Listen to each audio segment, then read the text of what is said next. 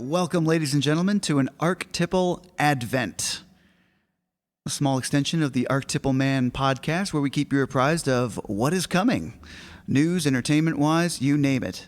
I am co-host Aries. And I am co-host Apollo.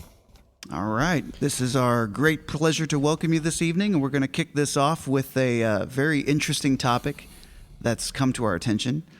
WB, Warner Brothers, for profit? A few weeks ago in discussions on our weekly phone call, I said it smells like Warner Brothers might almost be wanting to be a for-profit company again. Right. And just in the news a few days ago, there seems to be some evidence for that. There seems to be some movement in that very green direction, not going green for the environment, but actually moving towards the green stuff, which, you know, people might be looking at us funny right now, but if they've been following Disney, Marvel, pretty much all entertainment nowadays, where it just seems like the one thing they're not trying to do is make money. Right. When was the last, say, superhero or action movie that came out? Ah, man, that was terrible. When was the last superhero or action movie released that seemed like they were actually making characters and stories people wanted to see? 5 years ago? This might take a while. Do you have enough room on your computer? Avengers Endgame is like the last one I can think of. Everything else has been pure diversity, Identity politics. Politics stuff. Just completely devoid of real archetypal storytelling, completely devoid of characters that are interesting. Mm-hmm. Right. And with a little, well, not even a little, a big helping of, if it's a legacy movie that's continuing an already established franchise, there's always a big helping of emasculating and or assassinating the legacy characters, especially if they're male. Well, right. I mean, I'll put it really bluntly. All the characters we like, I mean, you can call them legacy characters, but it's all the characters we like that are male, and especially if they're a certain color, they have been replaced by women or female characters, straight up. I mean, we could go through a list real quick, but the Predator franchise, the Terminator franchise, Star Wars franchise, even in the Warner Brothers DCEU franchises, they were moving towards that direction. Mm-hmm. And now, very mysteriously, they appear to be not. Dun, dun, dun. And that's what we're here to discuss tonight. And I think it's going to be very interesting as we parse this out. Right. So a few days ago, the news broke that Batgirl is canceled, like completely done. And this is a movie that was in almost the end of post-production. So they're going to be taking something around a $70 to $90 million loss by canceling this movie. Wow. Okay, now I want to hit pause right there and just say, I've been in movies and entertainment for a long time. It's always been kind of a favorite thing. And it cannot be understated. It cannot be overstated how significant it is to see a movie project that is nearly in the can, nearly finished, all of a sudden be scrapped just completely to where it will never be monetized. They've already claimed it as a business loss at WB. The budget that was starting at $70 to $75 million, which ended up going over budget to near $90 million, just south of $100 million. They may, through the process of claiming it as a business loss, may be able to claim back $20 million or so. Right. But that still leaves a loss of $70 million, big ones. And I can't overstate, I've never seen this in movies before, at least in my time. I've never seen something just get straight up scrapped. Usually somebody spends that kind of money, gathers the talent, goes through the process. What do we always used to say? Direct to video? Right. Well, and this is from a company that has a huge streaming service. This is Warner, Discovery Warner it's called. So they already have a huge streaming platform, and HBO Max is also part of that. So they have an outlet that specializes in movies. Right. And they still didn't release it to movie. And the reports that are coming in is that it was cut by David Zazlav, the CEO of Discovery Warner. Personally? Wow. Yeah. So David appears to be an interesting guy. Aries, where should we start with this? Should we go straight into the slush fund or give a little news report of... Actually, I think probably the slush fund would set the stage properly for what we're about to get into after that. So I'd say let's start with the slush fund. All right, here we go. For several years now, Aries and I have been, of course, discussing all sorts of things, but pop culture and movies, especially as a way of viewing what's going on in the collective unconscious or even the spirit realm of society. And it's been 5 to 10 years. When did Ghostbusters 2016. So that's 6 years ago. Mm-hmm. That things were moving towards, all the replacement of male characters and movies and reboots and remakes that people didn't really want to see necessarily, but that was one of the most obvious signs that this was the agenda now moving forward, that replacement reboot kind of thing. And ever since then, every movie that's come out has had some sort of diversity plot line or replacement inversion of the masculine, feminine characters and archetypes. And progressively, they've been making less and less money on all these movies as people just get more and more tired of them. Right. Star Wars is now a broken, laughable franchise. Star Wars, Lucasfilm. People just mock it openly. I'm done with it, personally, and I'm a huge Star Wars fan. I wanted my son to grow up watching Star Wars with me, and he will, but just not Disney Star Wars. And I express the feelings and sentiments of many, many people. And it's become obvious that you don't make money from this. I mean, the slogan or meme, "Go woke, go broke," is part of the popular culture now. It's many of the pop culture pundits and analysts, they repeat it like a mantra. I mean, they should be reaching Buddhahood levels with "Go woke, go broke." But the companies aren't. Yeah, but the companies go broke. There you go. But the companies aren't going broke. That's the thing. There's been how many reports have we heard, like leaked stuff about the shareholder reports, where the CEOs of, say, Lucasfilm or Disney, well, it would be Disney, for example, are saying, "Yeah, we're going to make money. We promise we're going to be making money real soon. We're moving towards that direction of making the green stuff."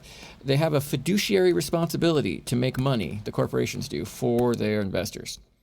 Right. They're legally required to do their best to make money, among other things. But they're not making money, and they keep getting they keep making movies that everyone knows is not going to make money.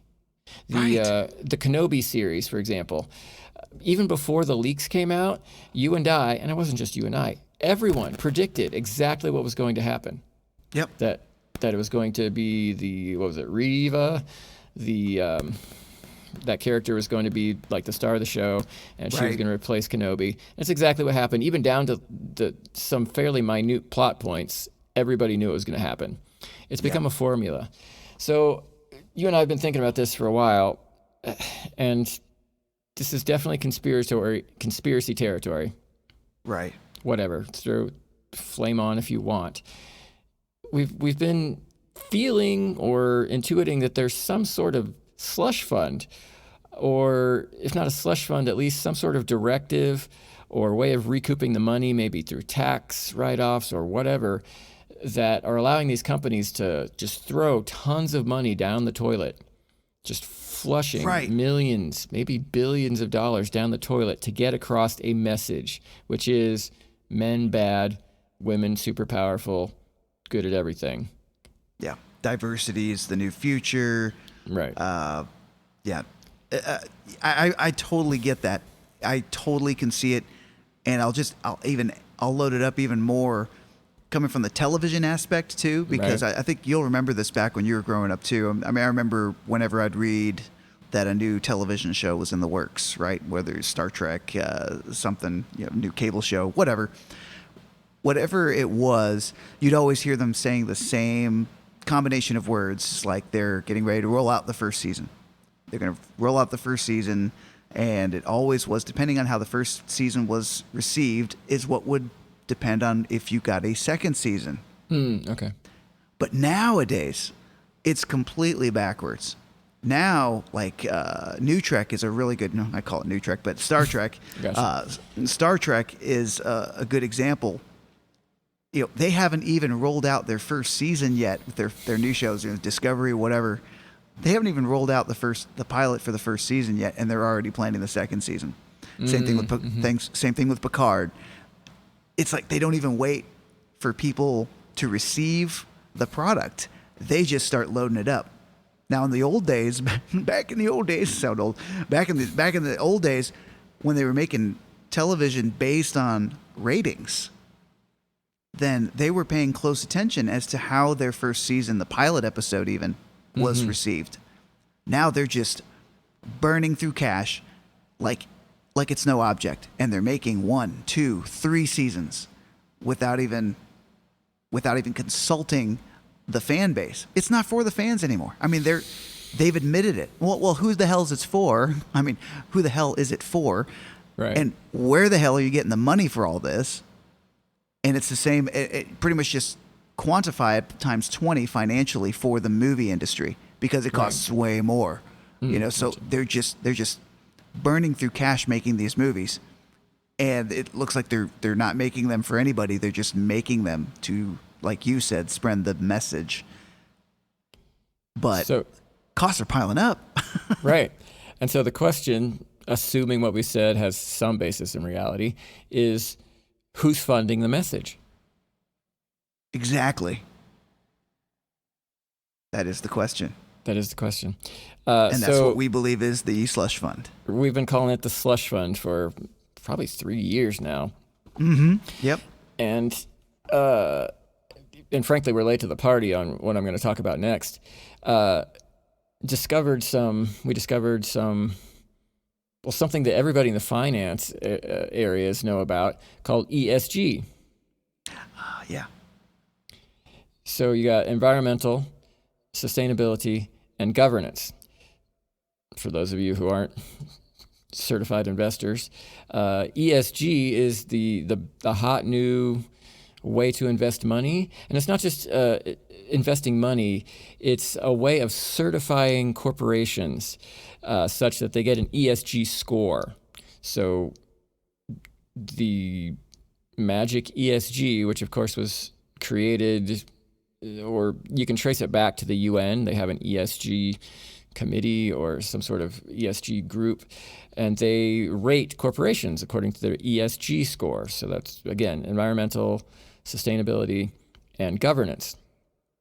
So I've spent a few months trying to research this out and see actually what the environmental standards are, what the sustainability standards are, what the governance standards are. And they are, as near as I can tell, completely unavailable to the public online. Oh, so much for transparency, huh? Well, the UN is famous for transparency, as well as modern corporations. I mean, transparency is that's their watchword. That's what they specialize in. I'm pretty good at finding stuff online, even stuff that maybe people don't want finding out. I cannot find out anything. The only sure thing I can find out is in terms of environmental and sustainability issues, and that is the Net Zero program, which is all about net zero carbon emissions. Oh, right. So that gives you some flavor. In terms of the governance, what it means to be a corporation that's getting a governance score, I can't find out anything of what that actually means. Reading between the lines, it seems to me that the governance has to do with how the corporations play nicely with government regulations, which also means that those corporations have a say, maybe, or they're the ones doing a lot of the governing, something like an oligarchy or a corporatocracy kind of thing. So without doing an entire show or set of shows on ESG, which is really not my expertise at all, there are some, if you search it in YouTube or Google, you'll find some information about it. But suffice to say, BlackRock, which is an investment company run by Larry Fink. It's run by Larry Fink. I mean, look at the name. Anyways. Mr. Fink. Controls $4 trillion in assets. That's trillion. Relatively small amount. That's trillion with a TR, trillion. And if you don't have a good ESG score, you don't get the money from BlackRock. Just a lot of people in the, maybe you could call it the conspiracy circles, who are starting to think that Larry Fink may be one of the most powerful men in the world, and certainly the most powerful man in the United States. I don't know that I can disagree, given he directs more or less where $4 trillion can go, and he seems to be tied in with Klaus Schwab and the whole Great Reset. And I know I'm throwing out a bunch of conspiracy buzzwords here, but the thing is, it's become so transparent as of late. These were words that I was hearing 5, 10, 15 years ago, or sometimes other words for the same concepts. But now you can go on YouTube and Klaus Schwab is talking about the Great Reset. He's writing a book on the Great Reset. All the stuff that many of the crazy radio show hosts that are accused of being conspiracy theorists have been talking about for decades. Right.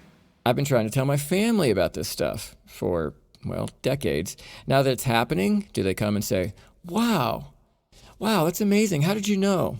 No, they don't say that.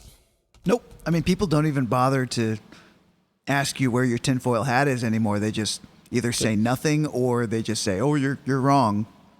The eyes glaze over, the mouth hangs loose. And then they go to their phone, or they change the subject, or they just walk away. Yep. And I understand. It's out there. It's all out there. Right. And I understand how hard this is to accept, but accept it, people, because it's here.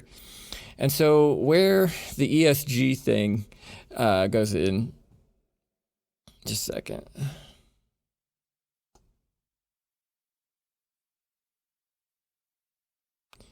Sorry, I was having a technical issue there. Okay. So where the ESG ties into a slush fund funding shitty Star Wars movies. Okay, this requires a leap. Okay, I admit this requires a leap because I cannot find any evidence. So this is conjecture on my part. But I think there is some form of the slush fund. Maybe it's coming from the ESG funding. Maybe it's coming from BlackRock. Maybe it's coming from tax dollars. Maybe it's just part of the narrative that is being told to investors and is being told to boards of directors and executives that this is the message that's coming out. The ESG message, the net zero message, the diversity message is really important because we need to break the old ties that people have to masculine hierarchies. We need to break the old ties that people have to patriarchy, to God, country, and family. So no matter how much money you lose, we'll be there for you. Okay, if you lose $90 million, if you drive Lucasfilm into the ground such that it's not even a viable franchise anymore, we'll be there for you to at least give you a tax write-off or some money under the table or over the table. I don't know, and I understand this conjecture. But at this point, I don't understand how else these companies are making movies they know will lose money. They know they're going to lose money. They know nobody's going to see it. They know most of the people that are fans of these particular movie franchises will make fun of them and mock them. Right. They'll become an internet joke, and I've seen that happen time and time again. And to add to your point, there is an archetypal principle here that I actually didn't see until just now as you were explaining it, is the success of these companies is actually paramount for the success of the narrative.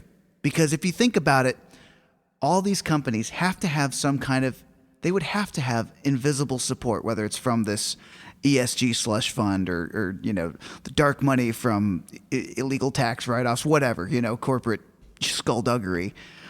They would have to, because if people saw that Lucasfilm, I'll take one, or Disney spent so much time and money and talent making these movies that nobody was going to watch, and then they go under, then that's a matter of course. We win because that company went over. Everybody agrees.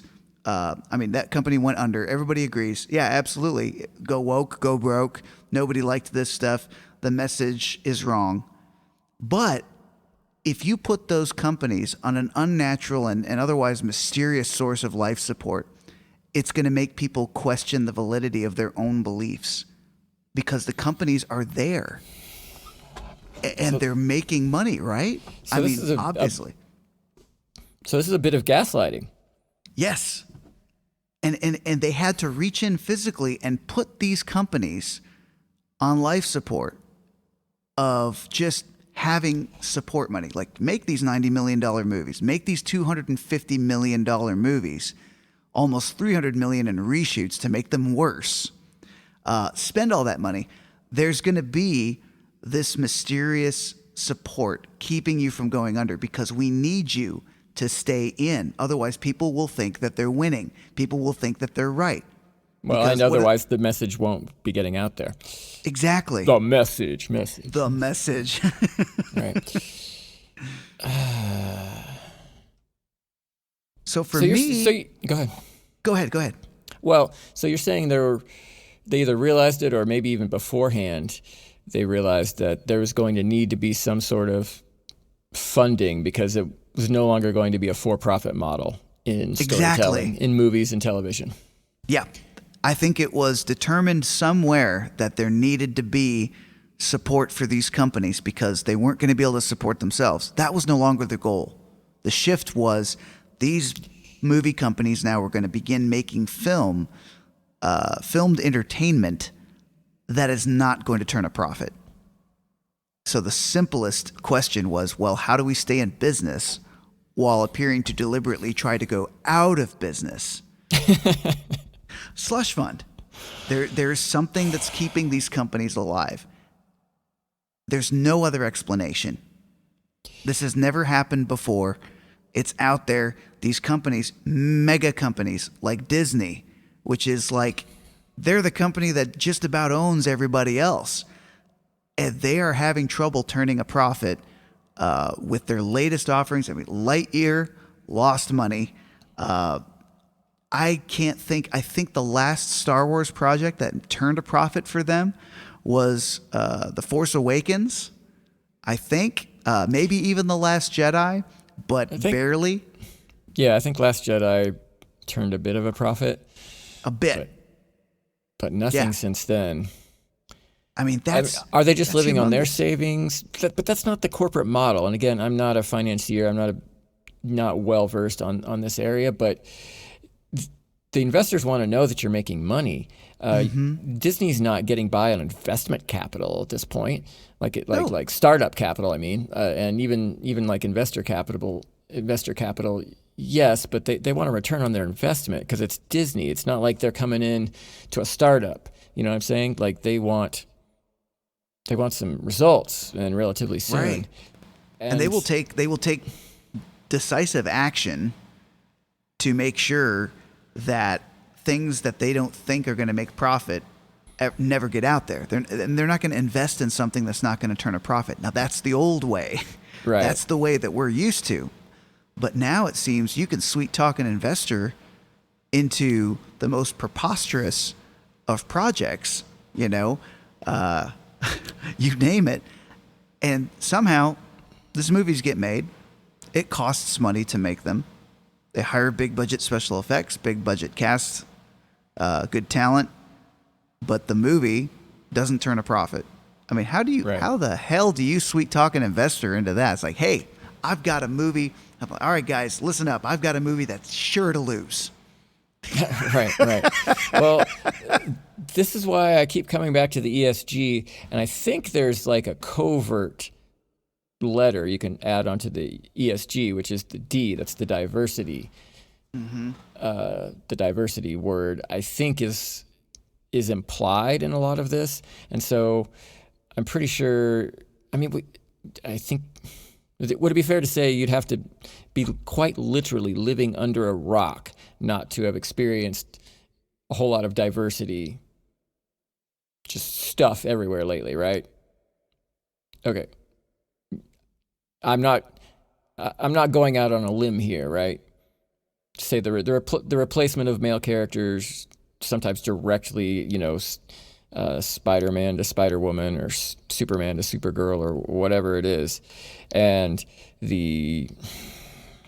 do I say this politically correctly? But so we say replacement of previous ethnicities with new ethnicities in countries or nations or on boards of directors or things like that.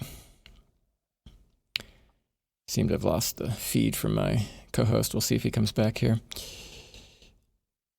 And so there's this implied D, this implied diversity into the ESG. And so I think some of the investors and executives know that we're going to have to play to the diversity message, not just the environmental and sustainability and governance message.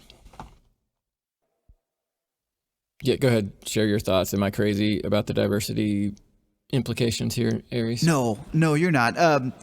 Back when I did follow and I put myself through, watching the Oscars and, those different award ceremonies back in the day. I think the last time I watched one of those was, maybe close to a decade ago. I don't know. But I remember seeing this one. I can't remember if it was Academy Award. I think it was Academy Awards ceremony, and it just Frances McDormand comes out on stage, and she's looking more crazy than usual, and and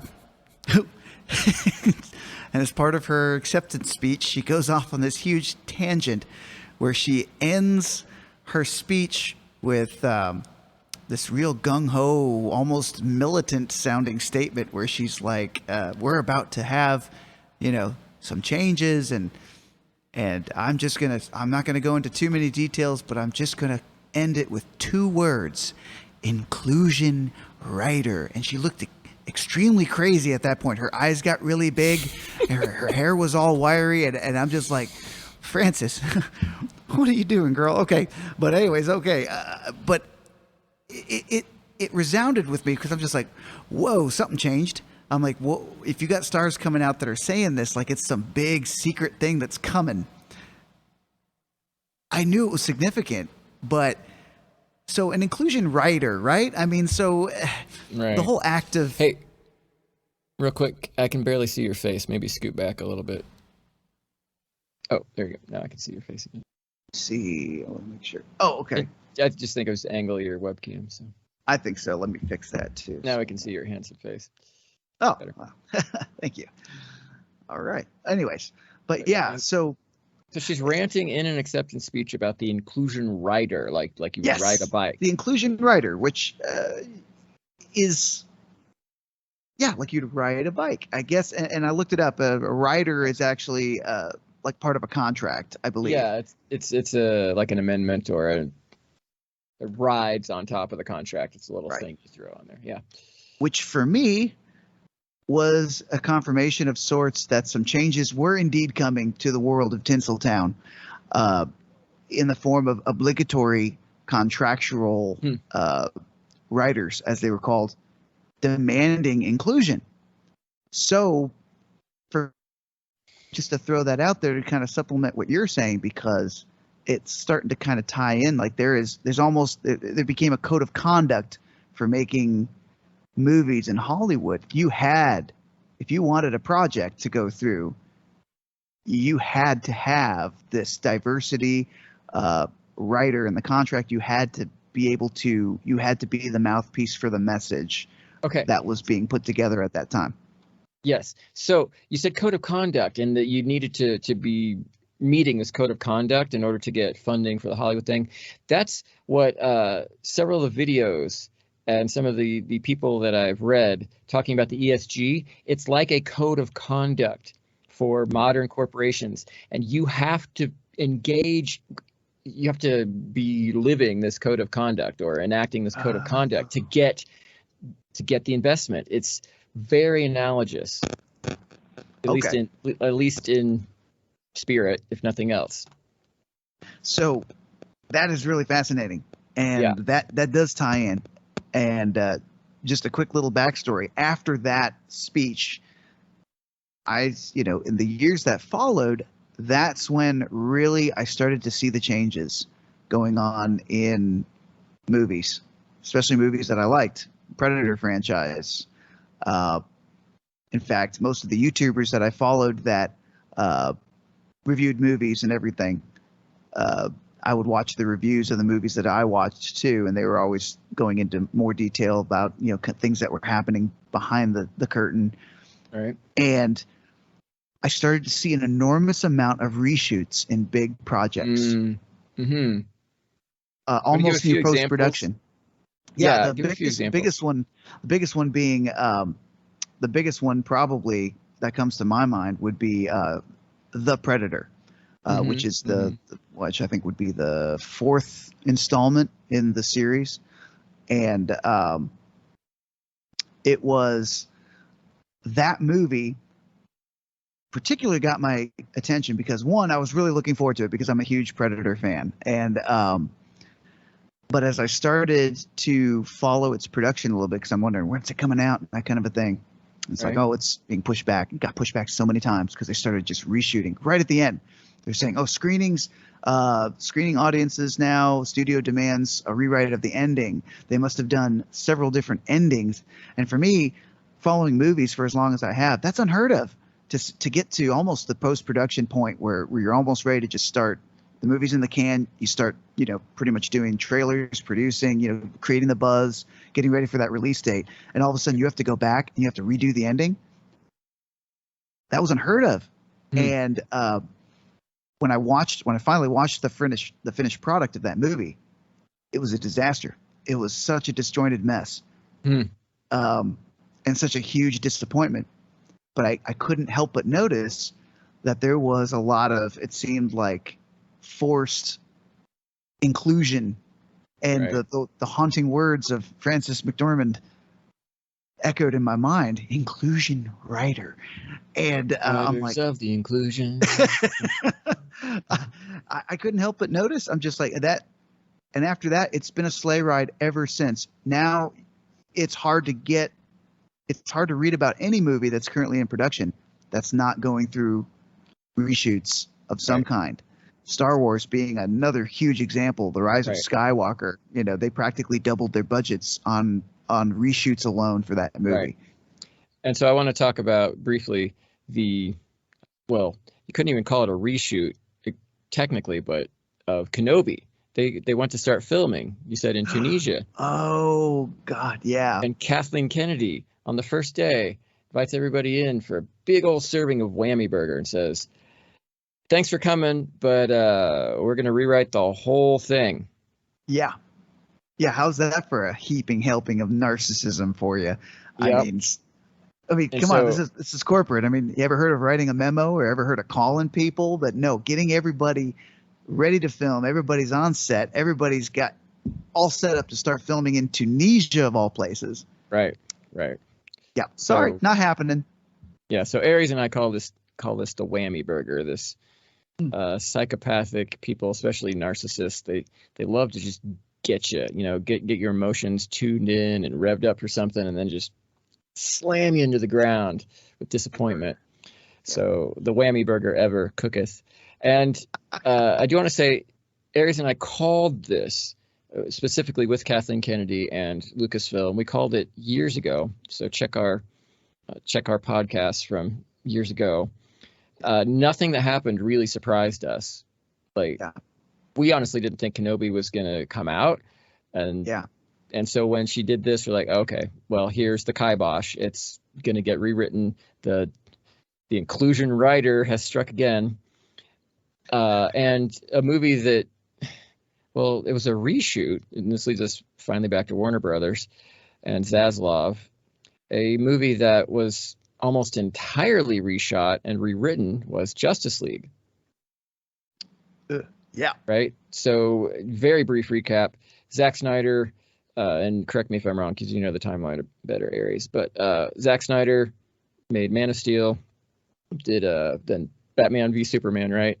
Yep. And then Justice League, and he had a whole DC cinematic universe, they call it the DCEU, planned out with Ben Affleck as Batman and who's Superman? Henry Cavill. Henry Cavill, yeah. Yeah, Henry Cavill had the whole thing planned out. Maybe some shenanigans happened, but definitely Zack Snyder's daughter passed away in the middle of production, which was obviously horrible for everyone involved. Yeah. And so they brought in Josh Whedon, who basically rewrote it. They changed tons of the graphics, so it's a whole big thing, right? Like it's super dramatic, basically soap opera level drama that went on. And the DCEU never really got back on track after that.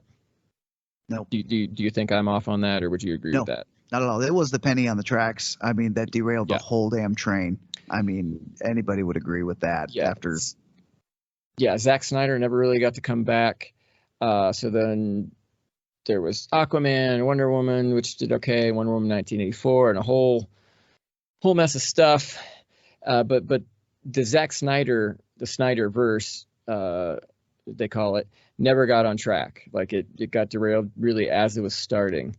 And then there was some furor, I don't know, what would you call it, a debacle about getting the Snyder cut of the Justice League, because the Justice League that came out in theaters, done by Josh Whedon, got mixed reviews at best, and I'd say most of the real fans of the DCEU were kind of like meh at best, and if not just absolutely hated it. I didn't see that one, so I can't really speak to it. So yeah, that's what I've heard. So a few years later, there was this push to get the Snyder cut. In other words, a mostly finished version of what Zack Snyder had filmed was rumored to exist. Again, another long drama-filled story. Really long story short, the Snyder cut got funded by the studio, by Warner Brothers, and he put it out. It was direct to streaming. Yeah, actually, it got a limited theatrical release, ended up being released to Blu-ray, 4K Blu-ray, and everything, and then of course HBO Max. And I did see that one. I thought it was, a bit long because it was like 3+ hours, something like 4 hours long. Yeah, it was almost 4. But he clearly wouldn't have put that in the theater. I thought it was pretty good overall. As did I think most of the fans of the DC and of superhero movies and comic books. I think most of them at least liked it. Obviously that's generalization, but didn't have the hate that the Josh Whedon version had. And so now, what was this? A few weeks ago, Rolling Stones put out a piece. Oh, do you want to talk about this, Aris? I would love to. Yeah, I would love to. Okay, so Rolling Stone. Stay with us here. We will get back to David. Yeah, this all ties in. And cutting Batgirl, canceling Batgirl. Absolutely, we'll get there. Long story short, as much as possible, anyways. Rolling Stone comes out with a hit piece. Pretty much, in my mind, was exactly what it was. Coming out, and for me, it seemed like a tempest in a teacup, but they're talking about a great deal, or at least a considerable deal, of the Release the Snyder Cut movement being powered by bots, computer, evidently algorithmic people that were hiring, or I guess people that were hiring computer programs to do like algorithmic comments and pushes to WB higher, management. Yeah, so the Snyder Cut thing, there was a big social media hashtag Huge. Yeah, I was part of it, fest. actually. Yeah. And yeah, I participated in a little bit. I at least saw it on Facebook, and I signed a petition because I was interested in seeing it. So I know there were real people involved, and there was various reports saying that, it was all bots or 10% bots or some percentage of bots now. And this was just as Elon Musk was deciding not to buy Twitter, according to him, because their valuation was maybe fraudulent or certainly not accurate because of how many bots are on Twitter. Right. People, people that don't exist, guiding the hearts and minds of people that do exist. Right. But my question is, what would be the point of having bots? Well, I guess there were allegations that Snyder hired a PR company that had some ability or inclination to use bots. Which, in my opinion, is not unheard of. I mean, that does not seem like a move, a move out of left field. If you're trying to create buzz, it's probably a cheap and quick way to do it. But with them saying that the toxic fandom, a great portion of them were bots that toxicity. were the toxicity. Pardon me, I need to release some toxicity. Oh, right, yeah, absolutely. But yeah, they're saying that the majority, it flipped. Some people, some mainstream news people said that it was 13% of real people were the only ones behind the Snyder movement. The rest were bots. And then the actual number, which was in the Rolling Stone number that they came out with, was that 13% of the Snyder Cut, released the Snyder Cut movement, were bots. Okay. Which I failed to see, just in lieu of the sheer numbers. I mean, it still seemed like a large majority of the people behind the Snyder Cut movement were real then, and you just have 13% that were accounting for maybe some bot activity. I mean, if only 13% of the votes in the last presidential election were fake, I'd eat my fucking hat. Yeah, that's another Advent for another time. Whether Republican or Democrat, like, seriously, because right, exactly. Mail-in votes for the win. Oh, for the slam dunk. Yeah. I was gonna say something. Well, and so there was a lot of opposition, seemingly, at the executives, Warner Brother, to release the Snyder Cut. So, but downright lying to people, saying that it didn't exist when it actually did. Apparently, or it existed enough that, what was it, $30 million finished the thing off.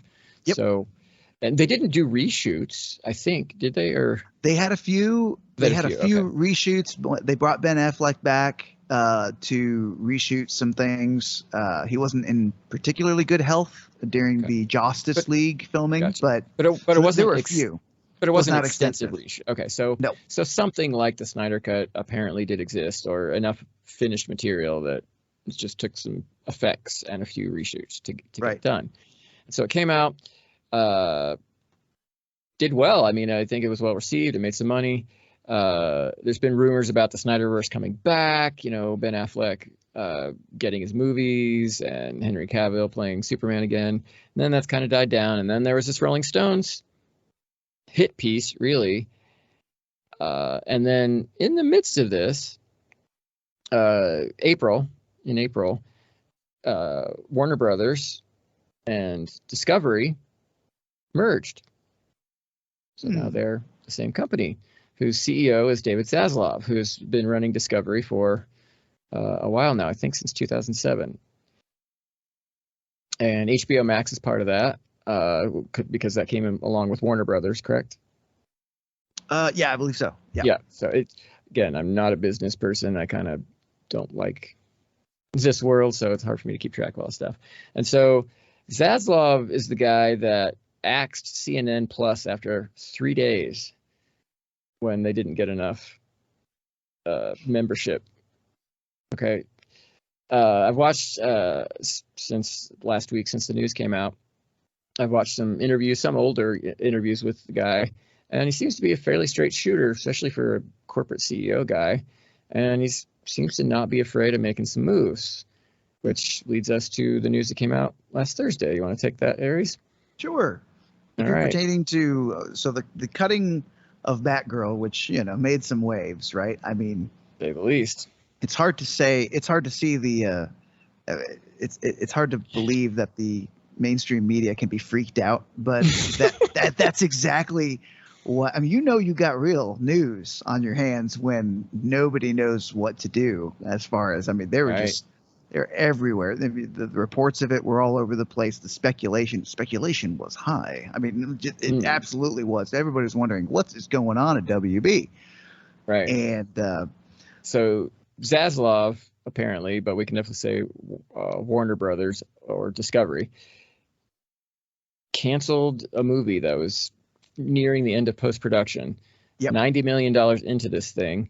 And it reportedly, well, not reportedly, it had Michael Keaton reprising his role from the 1980s Batman.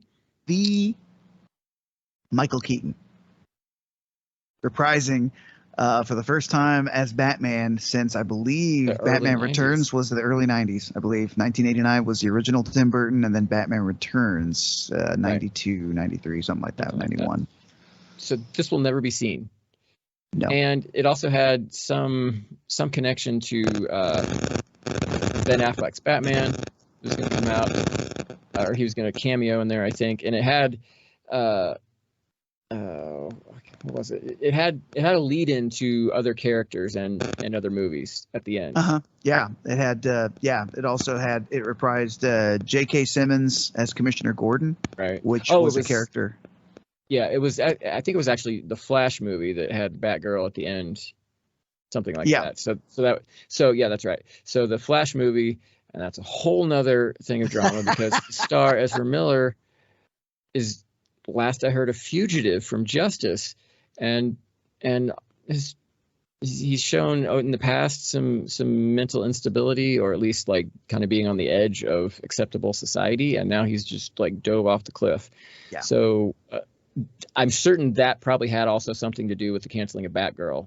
The fact that Ezra Miller over the last month has just completely gone off the deep end, and Batgirl, I guess, was connected to the end of the Flash movie that's about to come out, which is completely in question now. I'm questioning that. Yeah, honestly, I'm not in any way convinced that that's actually going to happen now. Just for the aspect of the lead doing what it's doing, and also the cancellation of Batgirl does create problems for the end of the Flash movie now. So now there's continuity, which doesn't really seem to matter to any of these other companies that are making movies right now, but it appears to still matter at WB under David Zazlav, and that's going to create some issues for that, which is why speculation is kind of running high that movie is going to be next on the chopping block, which I will be watching, very interested for that. Right, and so there's a Supergirl movie that's also up in the air. Frankly, it seems like everything is up in the air coming out of the DCEU. And so, again, I'll try to point this out as politely as possible, but both Supergirl and the Batgirl. There's a Batwoman? I don't know, whatever. Batgirl. It's Batgirl. Batgirl. Okay. Yeah, Batgirl, I believe. Not only were they sort of replacing the gender of the original superhero, meaning female to male replacement, they're replacing the race and the ethnicity. Okay. Yep. I'm just going to bravely point that out, and all that seems to be on the chopping block now. Batgirl for sure chopped. Everything else is up in the air, which I think was why all the media, especially the like pop culture Hollywood media, was so aghast for what it means, and we don't know what it means yet, and so they don't like being in the dark about those kind of things. They like to know. And so it's looking like, at least at Warner Brothers, they're considering being a for-profit company again. And in fact, Zaslav has come out as saying in an interview for Bloomberg that diversity, while it's important, is not the primary thing. So Just what let's let that sit for a second. When was the last time you heard anyone in Hollywood say anything even remotely like that? At least 10 years. At least. And I just have to add this in. So what you're saying is that in the case of David Zazlav, the inclusion rider is out. Is ridden off into the sunset. Okay, so that's very interesting. And also, just to add a quick point, the interviews that he's been giving since the time he took charge of WB and everything like that, including in response to the cancellation of Batgirl, needs to be said. He's saying he does not want to rely on the streaming services anymore. Right. He wants to start playing the box office again. And I'm like, I wouldn't say he said he wants to. He said that's what's going to happen. That is what's going to happen, is he's going to start releasing movies to the theaters again, which means now. Pause for effect. Okay. Means you're making movies for people again. Potentially fans. Is that legal?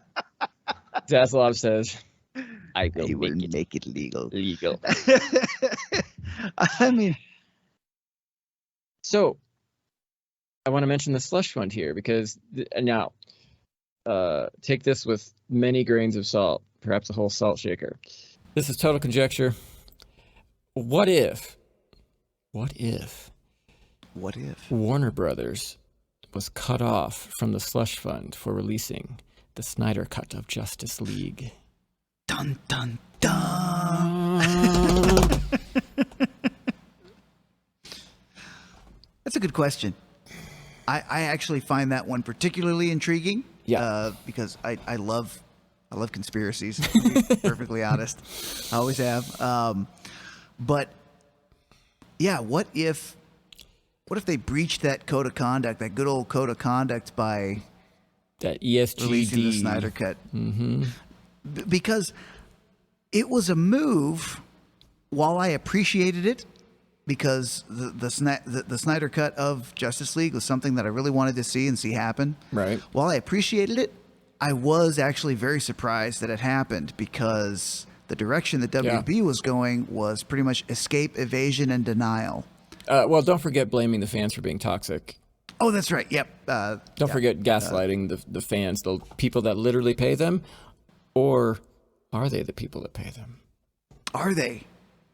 Exactly. I mean, and in the feeble attempts that have come since the Snyder Cut being released, right, with the Birds of Prey and the fantabulous emancipation of one Harley Quinn being the abysmal failure that I believe it was, box office speaking, right, and reception wise. I mean, I can list a whole bunch of other very poorly received DC offerings. Wonder Woman 1984 did not do that well, did not receive raging reviews. Also, I believe, had a lot of reshoots. But it begs the question. Now, well, it's like our tagline for the title of this podcast. WB, now a for-profit company? I mean, are they really going to play the box office? Are they really going to start making movies, telling stories for fans of the craft, fans of the franchises? Right. So can we just go fully off the deep end here? Let's do it. Okay. Yeah. So Aries and I would say we try to look at reality, right? We try to look at facts, science if possible. But my trust is in archetypal thinking, primal thinking, subconscious motivations, the spirit realm. To be perfectly honest, right? I'm always looking at what's the underlying motivations behind things. I have a talent or skill for seeing patterns underneath people's motivations. Okay, that's what I do. And this is unheard of in the last at least 5 years, if not 10 years. Maybe more, for a CEO of a major media corporation to say, screw diversity, because really that's what he was doing. Yeah, a very nice way of saying that's not going to be what we're focused on. And focusing on profit and focusing on stories that people like. I mean, again, this is reading between the lines, but if he's not going to be doing the diversity narrative, what other option is there other than to tell some decent stories? Right. Right. And I refer you to our stories podcast for more in-depth explanation and yes, check it out. Analysis of that. So what's the move here? Why is he doing this? Is it because he's cut off from the slush fund and he has to make some money? Did he just get a wild hair up his rear? He's like, I'm going to make some money with this Warner Brothers thing. Is he an idiot? Which I don't think he is. What's the play here? There's not that many viable options. Well, there's just not. We've discussed this at length, for sure, in the last few days. I'd say we had a good preparing to record this. Several hours and 3 days of trying to break this down. And, I do have to say, looking at the backstory of Mr. Zazlav, and he appears to be a real closer, a bulldog, a guy who can smell the money out. He makes it happen. Right. He makes hard decisions. He sacrifices things that aren't doing what they're supposed to be doing. He's got some future orientation that just needs to be mentioned. Right. So future orientation that I have not seen in decades of modern filmmaking. Right.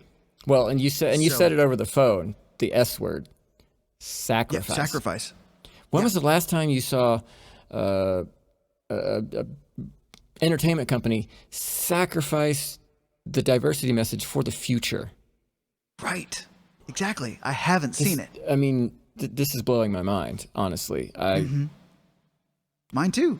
And to see Zaslav all of a sudden, I mean, Batgirl was the sacrificial lamb. I mean, the sacrificial bat, as it were. For the bat, yeah. For the better. For the greater good, he canned that. He canned that film. For whatever reason, he decided that this movie was not going to do well, was not going to be well received, was not going to make money, and he axed it. That means he has a plan of better things to come. Yeah. Or at least, usually that's what that means. Yeah, and in a report, he has said he has a 10-year plan for the DCEU. Mm-hmm. To what did he say? To rehabilitate?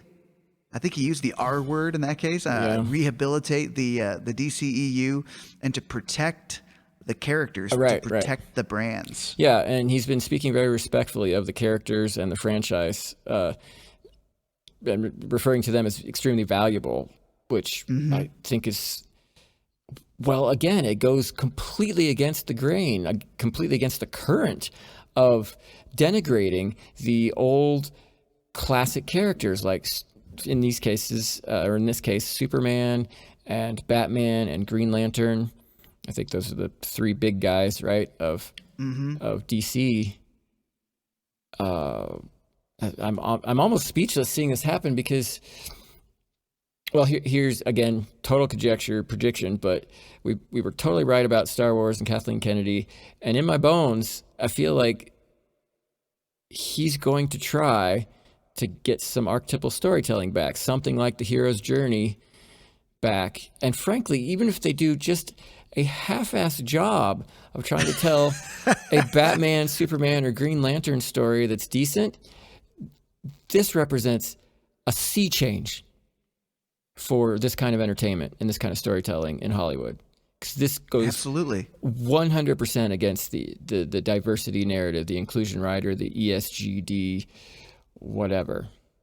Right. And even from a business perspective, if you're sniffed out and hired on as a talent that knows how to make money, right, that knows how to recover funds and do the whole thing, then it can't be overstated enough that if you're David Zazlav and you're seeing the market that you're coming into now, you've decided to rehabilitate the DCEU. Okay. You've decided to pull these brands out of the fire and do something with them that's going to go towards productivity in the box office. Right. you got to get a lay of the land and realize I'm sure he realizes nobody else right now is doing this. Mm-hmm. Oh, he must know that you. He must know. So there's no way he doesn't know. There's just no way he doesn't know. Right. I mean, so from his point of view, this would be a really a unique opportunity to possibly corner the market archetypally. Right. In telling stories. He would be the only person doing what all fans of these franchises have been longing for, begging, demanding. I mean, there's been entire movements on YouTube, so many voices, so many content creators joining in the voices of the fans that are begging and aching to see a good story told. Well, not just begging and aching. They're demanding it, or they're leaving the franchises permanently. Absolutely. I will never give Disney money ever again after what they did to Kenobi. That was, for me, the final straw. Never again. Kenobi was my favorite Star Wars character, one of my favorite characters. I kind of feel like I'm a Kenobi type person, demeanor-wise and outlook-wise, and I just won't do it. I mean, the contingency for me to give Disney money again is absurd. It'll never happen. I need to hear a direct apology for, I'm sorry we did this to Kenobi, and I'm sorry we did this to Luke Skywalker. Kathleen Kennedy has to be gone, and they have to decanonize all of it. Everything. All the way back to Force Awakens. Oh, guess what, people? It never happened. All of Disney Star Wars has to be decanonized. Period. All of them. All of them. Wipe them from the canon. All of them. That's it. And that's never going to happen. Or it's very unlikely it will happen. So, very unlikely. So fine. Very unlikely. So they're just dropping people left and right, thinking I don't even think they're going to make it back. I mean, certain executives and some of the people probably think they're going to make it back, but the top people, they know. They know something's up. They know. And David Zazlav, for certain, knows about ESG. For certain, he knows about the diversity narrative. He has to. There's no way. It would be like a physical impossibility for him to not know about these things, and he is bucking them. I mean, he's just going straight up and saying, "See you later." Not here at Warner Discovery, and this is just blowing my mind because it seems so out of nowhere. And is he going for all the people? I mean, the ground is littered with the people that have been dropped by these big movie companies by saying, this is no longer made for you. We don't know exactly who it's made for, but it's certainly not for you. And we're not going to change. Right. And so these people are just stuck without stories, and they're just wandering. Has he decided to put out the giant net and scoop everybody up and say, hey, give me your money and your time, and I'm going to actually tell some stories here. And all of a sudden, he's making money that Disney and Lucasfilm, one and the same. Just leave it on the table. There's reports that they're trying to get Jon Favreau over to Warner Brothers because he's... Oh, that'd be too good. It's very clear he's not getting along with Kathleen Kennedy over there at Lucasfilm. Yeah. So, and I think we're in agreement on this point about the likelihood of this taking off and actually lasting. Okay, so if we're right about this conspiracy theory, and because it's definitely a conspiracy, if we're right that there is a diversity narrative and the ESG and the slush fund, or if we're even remotely right about this, there's going to be, at minimum, pushback for David Zaslav doing this, and that's gross understatement. If not a buyout or something happens to Zaslav or whoever he appoints to run DCEU, like, this is not going to go unopposed, in my opinion. What do you think, Aries? A very, very hostile takeover is in WB's near future. That's too much to put on one of those magic 8 balls, but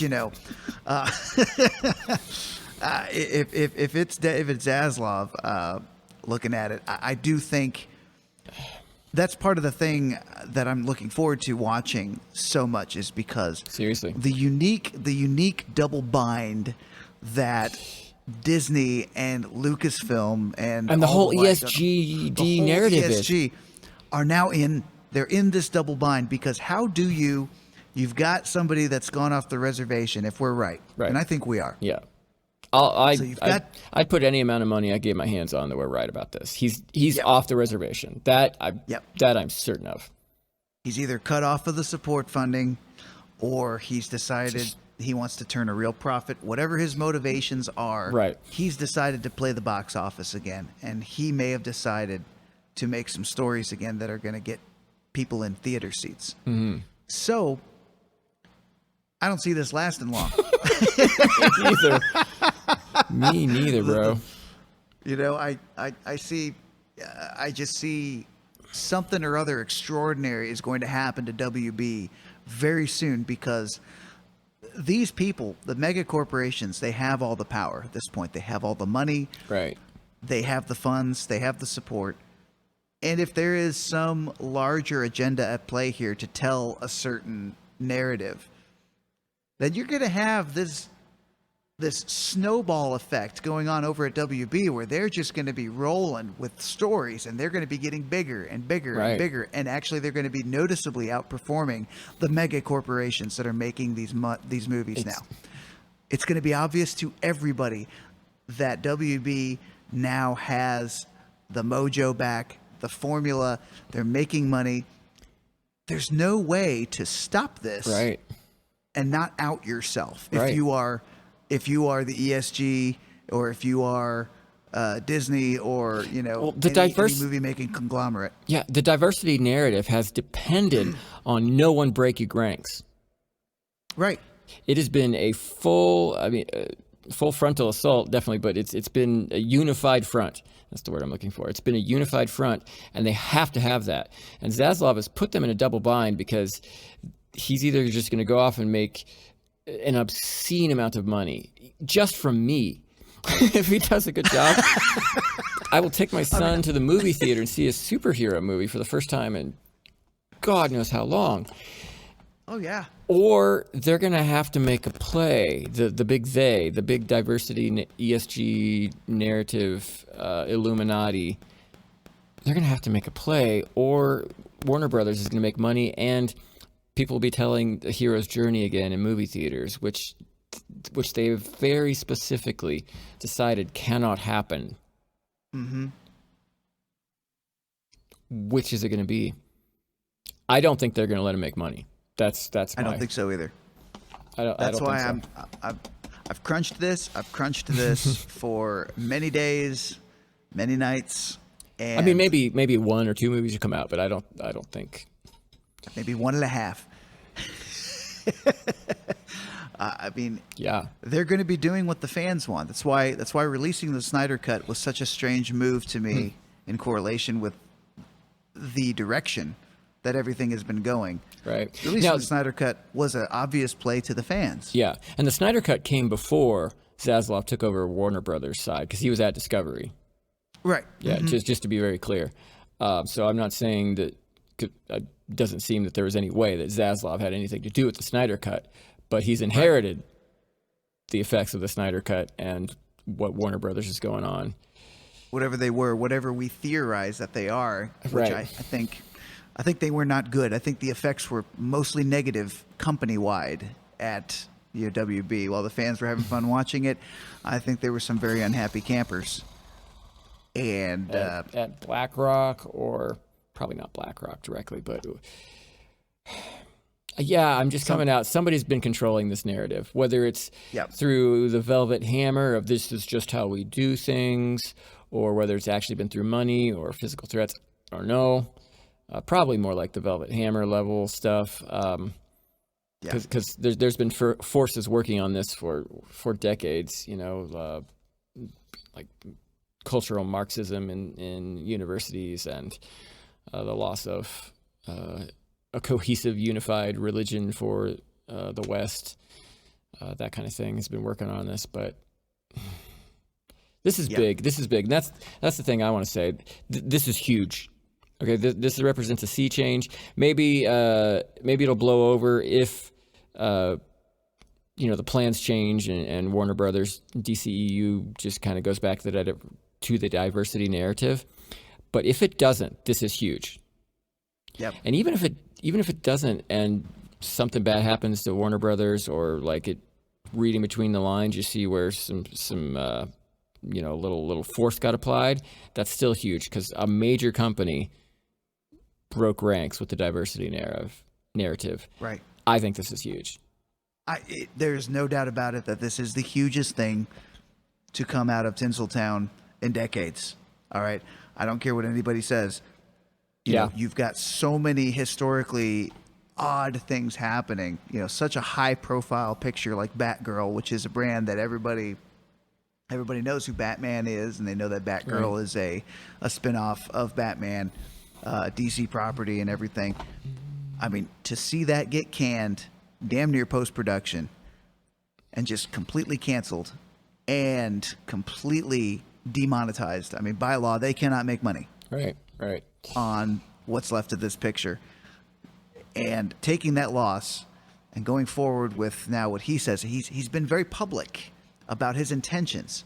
So whether, like what you said, if things go back to normal and there's some kind of a little shift here, and they go back to the woke agenda, they go back to go woke, go broke, that's going to be big too, because enough of it has gone to the public eye, right, where it's going to make a lot of people think like, this is strange.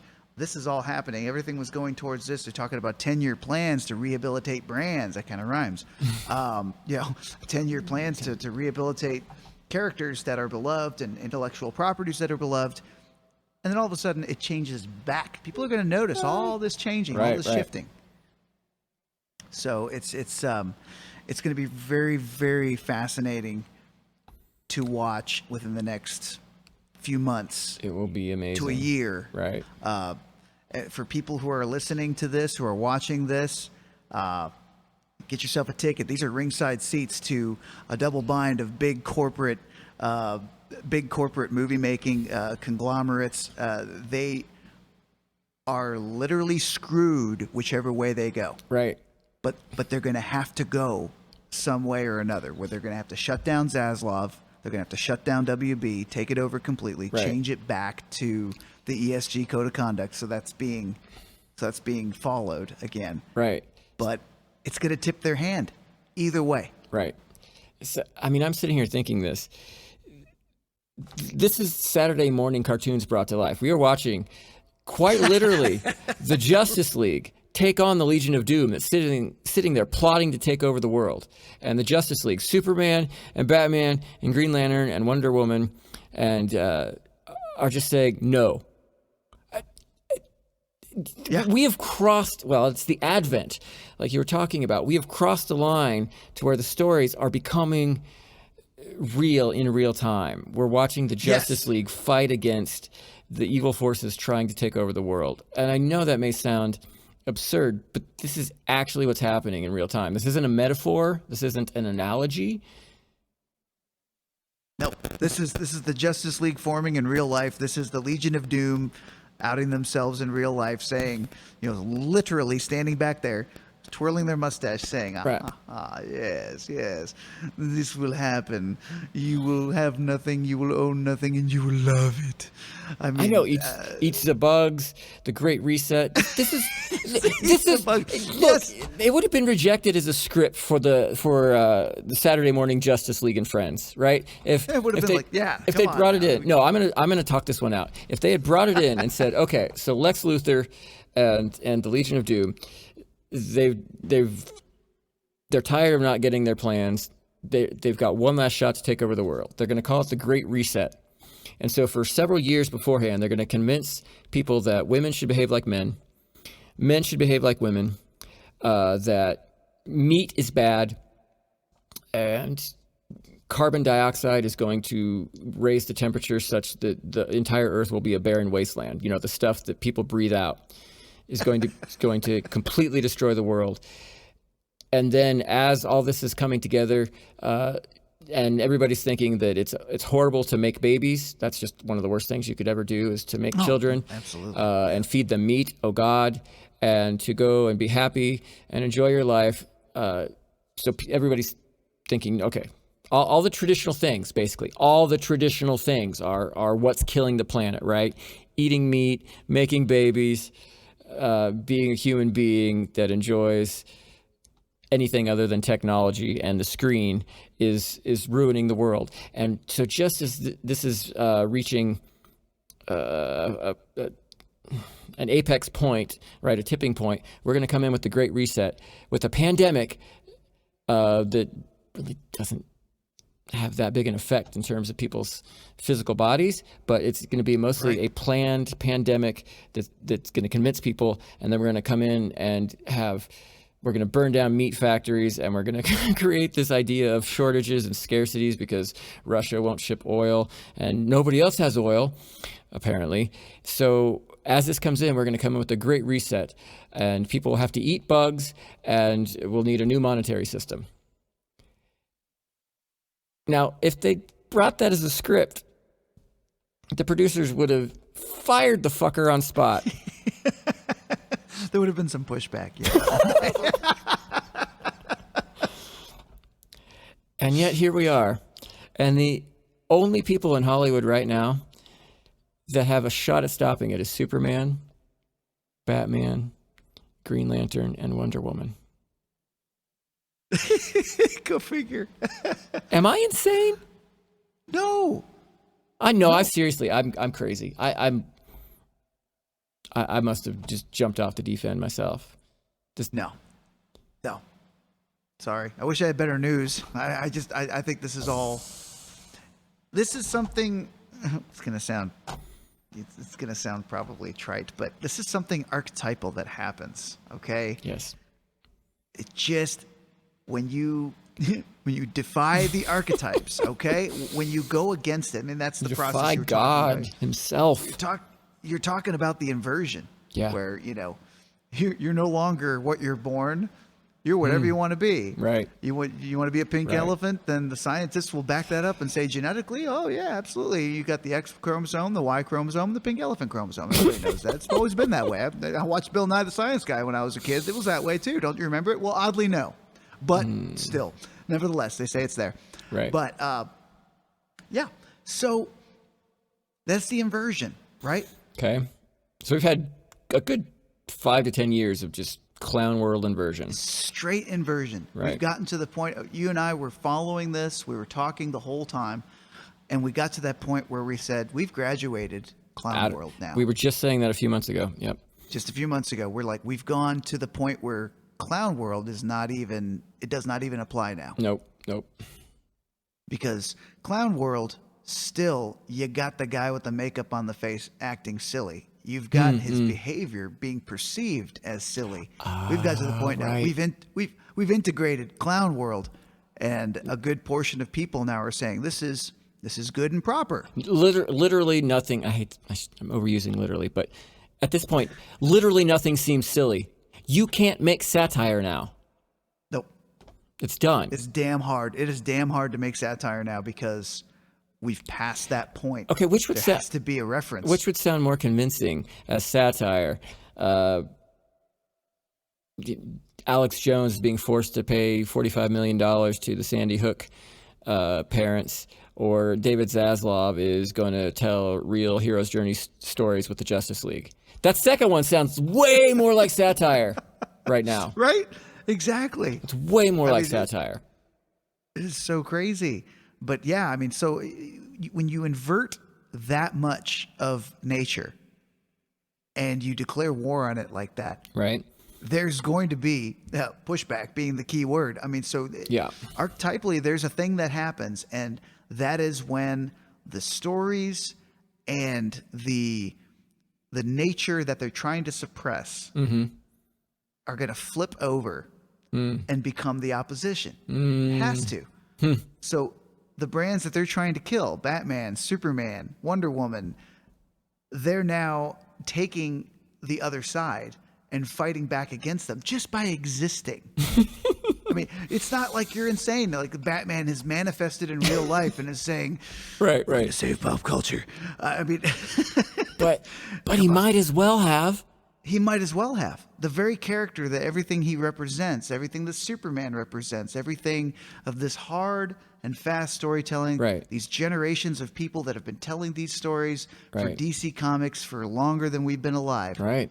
It now stands on its own to oppose them. Right. That aspect of fiction and good stories that is more real than physical reality because it can reproduce itself over thousands of years. Yep. That these stories and our myths have done as humanity. I mean, you look at Joseph Campbell's work, if you want more details on that. Right. That's more stable than anything physical. Yep. Okay. Physical Or maybe not reality anything has physical. become It's more stable than our physical bodies. reality. It's more stable than our societies, these myths and this way of telling stories. And so Right. it's manifesting in the nick of time, I guess. It's just coming and saying, Superman has come out of the phone booth. It's like, well, I guess I'm needed here. Well, yeah, exactly. Physical reality has become less believable than fiction at this point. Whoa. No kidding. So it's the inversion that has to come after the first inversion. Everything's going to flip back because it's not going to happen. I mean, this thing is it's not going to succeed. Okay, I'm still stuck on the fact of what you just said. The mythology storytelling is more believable than reality at this point. And they have made reality There it is. so unbelievable. There it is. That's it. Yep. That's it. So get your tickets, ladies and gentlemen. It's about to get even more fucked up from here. But, I mean, get your tickets, get your ringside seats. We're going to be there. We're going to be watching, and we're going to be speaking to. Right. And we're going to be watching this with great interest because it can only get more interesting. It's becoming more and more high stakes every day. And we're getting to the point now where the inversions have happened. The flip back is happening. You've got the actual formation of the Justice League, and you've got the Legion of Doom who's been on the move, and the impending fireworks are going to be amazing. And Minds will be blown. Minds will be blown, and WB is the epicenter right now. As far as I'm concerned, I don't think I'm overstating. WB has become the epicenter of this strange movement now. I don't know how it's going to work out. I don't know how it's going to end. My bones tell me not well. Yeah, right. I think both you and I are willing to stake even a little bit of reputation on something happening in WB. Like the last time I felt this strongly was like 4 years ago when Kathleen Kennedy started revealing herself as the Sith Lord we've been looking for. I cracked myself up. Oh, shit. Really? Man. Really? We did. We were like, wait. It was too much. did. It was too much like, well, frankly, my ex-wife and other highly narcissistic people I have had direct experience with. I was seeing the patterns, and I knew it wasn't going to go well. I knew exactly how it was going to go down, and it's gone down exactly how I thought over there at Lucasfilm. And I haven't felt this strongly about any pop culture thing since then. So Yep. I'm willing to say that this is going to be a big one. Yeah, it's Even gonna if be a it big just one. fizzles out, that will be a big enough one that, yeah. Mm-hmm.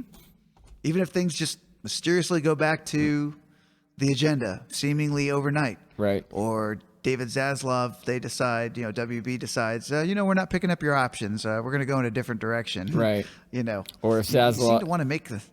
yeah, Go ahead. or if Zaslav's choice for who's going to run the DCEU either like betrays these principles or doesn't come into being, like he doesn't get the person he wants to run it, something's up. Yeah. Something's going to happen, and it's going to be really interesting. So stay tuned, ladies and gentlemen. It's going to be a wild ride, but, such is the archetypes, and Indeed.